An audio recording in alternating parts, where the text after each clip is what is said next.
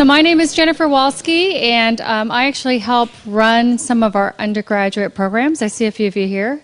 Brandon, Sherry, want to raise your hands? I'm going to embarrass you. They're in the back. Anyways, I know we have a mixed audience tonight, many MBAs, many members of the community. We're so thrilled to have you here. We're also thrilled to have an 07 and 08 MBA grads here to talk to you guys about how to write a fundable business plan, giving you both the VC perspective and the entrepreneur's perspective. Additionally, it's interesting that Rebecca helped run the business plan competition the year that you won it. Yeah. So there's many connections here, and it just goes. The secret to winning. You gotta have an insider. Never writing them checks. So So it just goes to show if you get involved in the business plan competition, strange things can happen down the road. You know, maybe the VC funding you at some point that you're participating in. So welcome. I'm now going to turn it over. Rebecca, I believe you're starting. yeah, are we on? We're on. Yeah, I think it speaks to you never know what your classmates are going to do when they get out, so be careful, right? So welcome tonight. Thank you all for coming. And we're here to talk with you about how to write a business plan that venture capitalists will actually fund. So maybe not how to win the competition per se, actually, hopefully those two things are aligned, but how to write a plan VCs will fund. And as she said, I'm Rebecca Lynn, partner at Morgan Thaler Ventures. I'm a Bolt and a Haas graduate, so I did the JD MBA program when I was here. And I did a lot in the entrepreneurship realm and in Luster Center when I was here and ran the business plan competition, which was a lot of fun. So happy to be back. And Brett is here with me from TootMogul. I'm a 2007 MBA. I was an absolute Luster Center groupie when I was here. So I think I was in the business plan competition twice. The first year got to the semifinals. Second year we tied for first place. We like to just say we won it.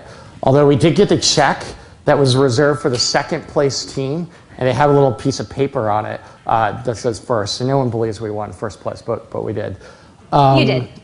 While I was here, we started the company, which I'll tell you more about, in the incubator.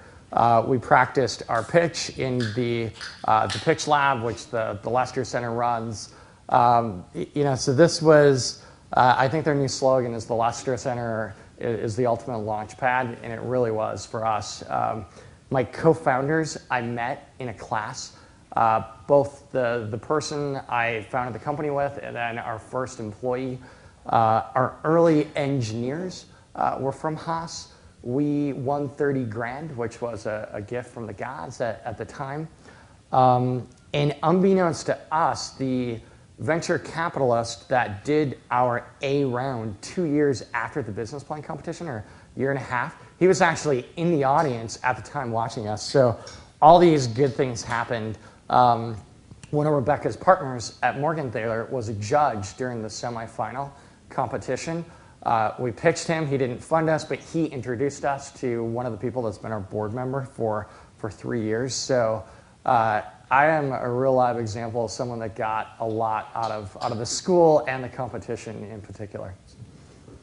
Absolutely. I think the competition and your opportunities here are exactly what you make of them. So take advantage of them while you're here. It's a very, I think, special time and place. So in terms of our venture fund, we've been around for 40 years. We were one of the first venture firms in the Valley. We have a $400 million fund we're currently investing out of, about $3 billion of assets under management.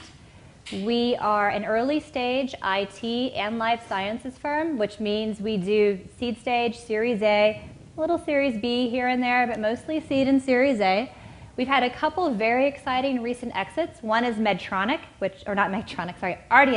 which exited to Medtronic last week at $800 million. I don't know if you all saw that or not, but it's a med device company. And the other was Siri, which exited just a few months ago to Apple, which is a voice-assisted personal assistant is what Siri does, and there was a lot of news about that. And very exciting company news recently. So Evernote, how many of you here are familiar with Evernote? Fabulous. So Evernote just crossed 5 million users last week, which is a really exciting milestone in the company's history.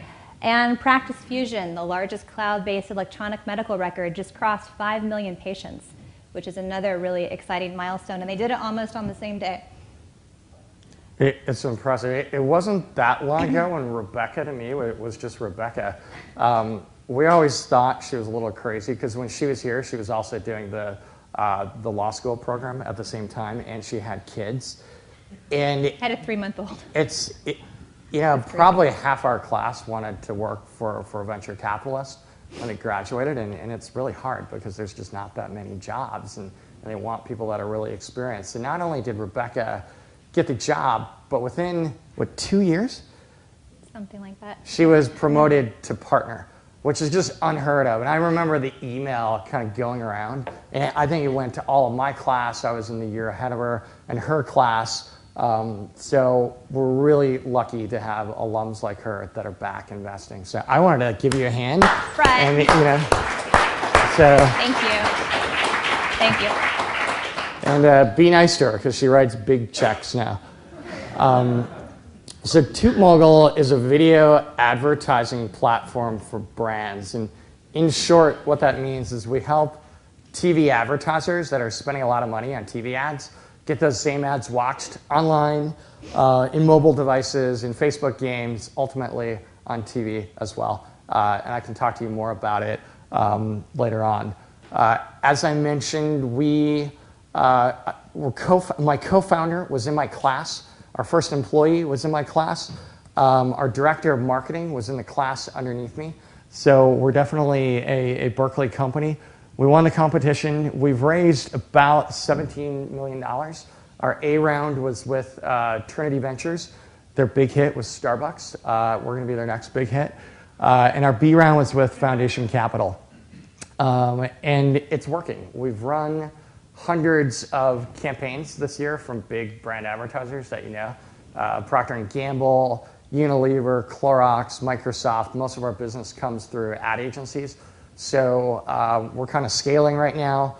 Revenue's going up, and we're hiring. So both engineers, interns, marketing people, and we like to hire from Cal. So I'll be up afterwards if you're interested in talking to me about that. Absolutely. If you guys, TootMogul is a company that we follow closely, and as venture capitalists, you only do a deal, maybe 2 full Series A's a year. And I will say that I track it because TootMogul is a shining star in my anti-portfolio. So you track both the one that you did and the one that you missed, and it's one that I missed. So, okay, so why do a business plan, right? I'm sure you guys are wondering this. And I just have to tell you that I can't argue heavily for doing one of the traditional voluminous business plans of 15 to 40 pages and all wrapped up in a bow. What we're seeing today is a business plan. When we say we need to see a business plan, it's really a 10 to 15 slide deck. That's what your business plan is. Now you might have 5 or so slides behind that are supportive material and our backup information and our more details, but your business plan is really this deck. And it's not that you haven't gone through the complexity, right, of sifting through all of the details. So I don't know if you guys have heard the quote, simplicity on the far side of complexity, but I think it's true here. So what you have to do is wade through that whole morass of details and come out on the other side with something that's clear and concise and direct, and that's what a